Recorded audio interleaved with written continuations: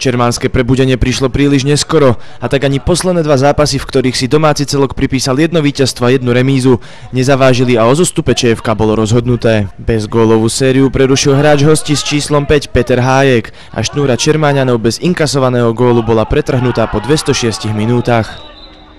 Hráči TJ Partizan Domaniža sa však netešili príliš dlho a po necelej minúte bolo po zakončení domáceho Michala Vizaka opäť vyrovnané. Iba necelých 9 minút potrebovali domáci futbalisti na otočenie výsledku, keď v 39. minúte zvrátil skóre Filip Budaj. Nitrania poctivo bránili a tak odchádzali do šatní s jednogólovým vedením. Po zmene strán sa hral dlho vyrovnaný futbal. V 62. minúte sa do šance dostal po druhýkrát hostujúci Hájek, ktorý nezaváhal a dorovnával na 2-2. Hráči domáceho klubu sa snažili o víťazstvo pre potešenie sklamaného oka fanúšika, avšak gól už nepadol. ČFK Nitra si tak v budúcej sezóne po tohtoročnom neúspešnom ročníku zahrá nižšiu 4. ligu.